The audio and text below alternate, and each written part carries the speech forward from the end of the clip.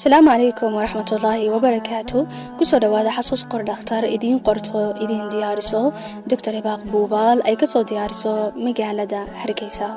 markaad waqtiyada qaarkood aad dareentid inaanad riyo wacan aanad arkayn oo aanad ku riyoonaynin ama inay salaadaadu iyo ducadaada la aqbalayn markaad dareentid ilaahay inaanu kula hadlaynin ama aanad dareemin dhadhanka iyo macaanka cibaadada markaad eegtid duruuftaada iyo dhibaatada ku haysata iyo dulmiga ku haysta noloshan aad ka fakartid markaad aragtid inaad dadaalaysid oo aad tabacaysid oo natiijadii aad doonaysid aad filaysid inaanad helaynin markaad dareentid aad aragtid arsaaqadii iyo ubadkii inay habsaameen albaabadii inay xurmatay markaad marmar qaarkood aad isla hadashid aad tidhaahid ilaahay ducadiiga ma aqbalayo malaa ilaahay ima jecla taasna wax ugu wacan dunuubteeda wacan markasta aad muruga aad dareentid waxaad xasuusataa suurat الضحى suurat الضحى waa suurad gaaban oo inta badan salaadaheena aan akhrino laakiin uma fiirsano qiimaheeda mana dhuuxno macnaheeda mana garanayno awoodeedii qiimaheeda weyn ay leedahay suuradan waxay gaar u tahay oo ku soo degtay nabiga kaleey salaatu wasalaam oo taasuna ugu wacnayd dareen uu dareemayay iyo muruga haysatay waxaana u gaar tahay qof kasto muslima oo dareenku nabigu dareemaya kaleey salaatu wasalaam ama dhibaato nolosha ay haysato suurat الضحى waxa lagu talagalay nabadgelyo in wadnahaaga ay galiso niyadaadana kor u qaado inay ka dhigto qof si saxan u fakarayo oo noloshiisa ku faraxsan oo khayr iyo wanaag ilaahay ka rajaynaya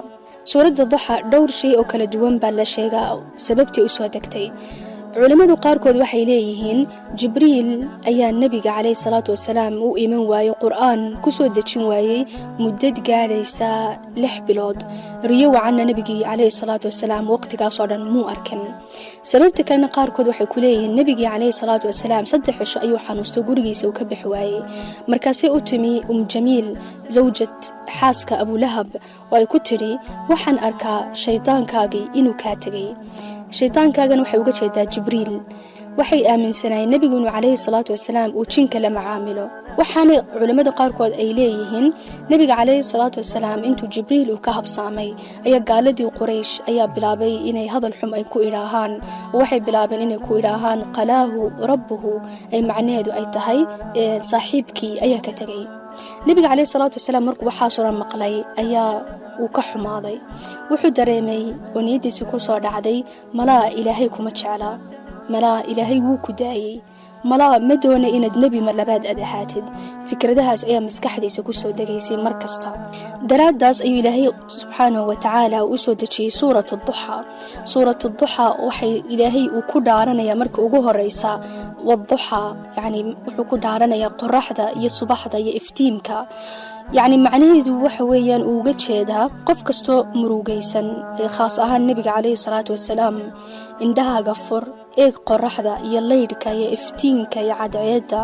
ayaamaha noloshu ma wada madooba murugana kuma jirto waxa jira ayaamo qurux badan oo fiican oo sida leydhkaas iyo iftiinkaas u nuuraysa hadhowtan wuxuu yiri wallayli idaa sajaa oo macnaheedu ay tahay ilaahay wuxuu ku dhaaranayaa habeenka taasna macnaheedu waxa weeyaan qofka dhibaataysan habeenkoo dhan wuu soo jeedaa oo uu fakarayaa oo ma seexanayo oo hurdadu indhihiisa way ka tagaysaa hadhowtan ilaahay wuxuu yiri wama wada'aka rabbuka wama qala macnaheedu waa maxay nabi muhammad sallallahu alayhi wasallam ilaahay kuma nacba kumanu ilaawin qof kasto dareenkaas oo kala dareemay ama duruuf xum ku jira wuxuu xasuustaa ilaahay inaanu ku nacbayn oo ilaahay inaanu ku ilaawin hadhowtan ilaahay wuxuu ku iri nabigiisa walil aakhiratu khayrun laka min al-uula ay macnaheedu tahay aakhirada ayaa ka wacan oo ka qurux badan adduunyadan aad ku nooshahay macnaheedu kalena waxa weeyaan duruuftan iyo dhibaatadan iminka aad ku jirtid waad ka baxaysaa nolosha soo socota iyo waqtiga ku soo socda ayaa kun jeer ka qurux badan oo ka fiican duruuftan iyo dhibaatadan aad ku jirtid hadhowtana wuxuu yiri walisawfa yu'tika rabbuka fatarda oo macnaheedu ay tahay dhawaan si dhow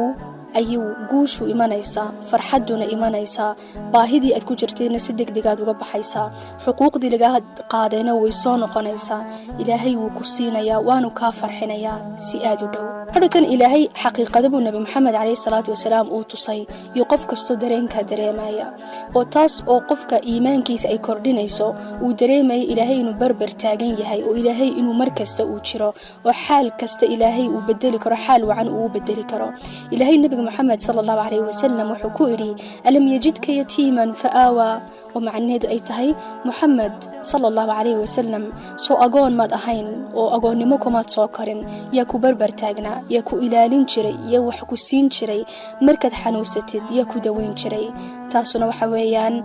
fariin ilaahay u faraayo qof kasta uu ku leeyahay waqtigii xumaaya ee ku soo maray iyo noloshii horeeyda ku soo martay yaa ku barbar taagnaa, iyo markasta noloshaada bedeli jiray, farxad ku soo kordhin jiray. hadhowtana ilaahay wuxuu ku yiri wawajadaka dhaalan fahada, ay macnaheedu ay tahay soo kuma jirin dalaalad iyo mugdi, soo mugdigii kaamuu saarin oo diinta islaamka kuumuu hanoonayn iyo cibaadada iyo ilaahay soo kumuu tusan. hadhowtana wuxuu ku yiri wajadaka caa'ilan faaghnaa, oo macnaheedu ay tahay soo adigoo baahan oo faqiira oo waxba haysan soo qani kaamuu dhigin, haddaad tahay qani iimaankaaga inuu iimaankaaga qani ka dhigay ama baahidiinu kaa saaray. hadhowtan ilaahay xalli buu siinaya qof kastoo dhibaataysan noloshan iyo qof kastoo cadhaysan. wuxuu ku idhi faama alyatiima laa taqhar waama asaa'ila falaa tanhar, oo macnaheedu ay tahay qof kastoo dhibaataysan ha eego qofka ka liita iyo qofka ka hooseeya, qofka agoonka, qofka baahan iyo dadka ka hooseeya eeg, markaasaad garan karta, dareemi karta nimcadaha fara badan ilaahay uu ku siiyey. waxaan tusaale idin soo qaadayaa sheeko ku saabsan suuratu duxaa. sheekadaas waxay ka dhacday sanadahan ugu dambeysay dalka Masar, aniguna buug baan ka akhriyay, dhowr website-na waan ku arkay sheekadaas waxaa soo qortay gabadh la yidhaaha Lubna Cabdilcasiis oo sheekh bay u soo dartay. waxay ku dhacday sheekadaas inan ay saaxiib yihiin oo markaa da'deedu ay noqotay 34 jir. dhaqanka carabtana inantu haddii gaadho 34 jir oo aanay guursan waxay la mid tahay gabadh aad u weyn oo da'deedu aad ay u weyntay, waanay ka xumaadaan. inantaas hadhowtana markii da'da gaadhay ayaa nin baa u imi oo soo doonay, iyadii reerkeedu ninkaas aad bay ugu farxeen oo way soo dhaweeyeen, shuruud adagna kumay xulin, wax kasta way u fududeeyeen, iyagoo arkaya inay fursaddii ugu dambeysay ay tahay oo inantaas ay guursato. laakiin inantu waxay u fiirsatay inanka hooyadii inaanay arrinkan aanay ku faraxsanin oo markasta inanta ay huruufto. maalintii uu ahaa meherkuu dhacayay ee wadaadkii loo yeedhay, labadii xaafadoodba ay fadhiyeen, inantii inankii iyo waalidkood ay fadhiyeen, ayaa islaantii inanka dhashay waxay samaysay wax aad u foolxum oo inantii qalbigeeda ay jabisay, niyaddeediina ay jabisay. inantii bay ku tiri bal kaarhkaaga dhalashada i tus. inanteedu ana fahmin bay kaarhkii u dhiibtay. islaanta intay kaarhkii egtay waxay tiri allah da'daadu ma 34 jirba, aad baad u weyn tahay, anigu man ogeyn ina da'daadu intaa ay leeg tahay. anigu waxaan doonaya inankaygu inuu guursado inan ka yar, ugu yaraan 10 sannadood ka yar, sidoo caruur ay ugu dhasho oo aan ayeeyo u noqdo. anigu ma hubo inaad wax dhalaysid, da'daadu aad bay weyn tahay. inta islaanta inankii kaxaysatay ayay qolkii ka baxeen iyo ku aan hadlin. inantii arrinkii aad bay ugu naxdo, waxaa ku dhacay niyad jab aad u xun oo shaqadii bay iskaga tagtay, bulshadiina way ka dhex baxday muddo gaadhaysa 4 bilood. markii reerkeedii arkeen inantii dhibaatada haysatay fikirkii ay gashay ayaa waxay ku yidhaaheen sacuudigan u baxaynaa, waan soo cumradaysanaynaa si niyadaadu isu bedesho. markii cumradii ay tageen ayaa inantii waxay ku leedahay kacbadii ayaan hor fadhiisto, markasta waxaan akhriyi jiray suuradda ad-duxaa, markaasa markaan gaadho wala sawfa yuctika rabbuka fatarda, oo macnaheedu ay tahay ilaahay degdeg uu kaaga farxinaya, waanu ku siinaya waxaad doonaysid. ayaa markaan aan maro ayaan ooyaa oo aan ilmeeya. markii cumradii ay dhamaysay iyadii aabaheed ay soo noqdeen ee dayuuradii ay raaceen, ayaa iyadoo isla shandad kor u qaado xagga sare dayuuradda saar khaanadahan shandadaha lagu rido, ayaa ninkii ka dambeeyey kursiga ka dambeeyey fadhiyey ayaa uu caawiyo shandadii buu qaado xagga sare ayuu u saaray. markii hortana dayuuradii ay ka soo degtay iyadii aabaheed ayaa waxa sugayay airportka walaasheed iyo ninka walaasheed qaba. markaas hortana waxay ku yidhaaheen yara sug saaxiibka ee dayuuradda idinla socda oo gaadhi umuu iman, markaa waana sii raacayno magaalada Qaahira ayuu inoo raacaya. ninkii markuu soo degay wuxuu soo baxay ninkii inantii markii caawiyay shandada u qaaday. hortan halkii inantii isku barteen, muddad gaadhaysa bil ka bacdi gudaheeda ayuu ninkii inantii ku soo doonay uu guursaday oo si fiican uu u dhistay. muddo dharutana iyaroo aad u kooban dhowr bilood ka bacdeen intii uur bay qaaday markiiba waxay dhashay 3 mataana ah 2 inamood iyo gabadh ay dhashay oo aad ay ugu farxday waxay u bixisay Xasan iyo Xuseen iyo Faaduma ay u bixisay laakiin sheekadii wali halka kuma dhamaan ninkii inantii qalbigeeda jabiyay ee ka tagay wuxuu guursaday inan ka yar 10 sanadood ka yar ayuu guursaday laakiin ilaa imanka ubad muu yeelan waxbana muu dhalin sababtu waxa weeyaan wuxuu soo baxay ma dhalays haddaba guntii gabagabadii waxa xasuusataan markasta suuratu duha waxa weeyaan nimcad ilaahay inoo soo dajiyay markaad akhriyaysid waxaad isku dayda inaad buuxdid macnaheeda iyo qiimaheeda markastoo aad dareentid mugdi inaad ku jirtid noloshuna ay yara adkaato كنقو سورة الضحى وواحد أخرها ولا سوف يعطيك ربك فترضى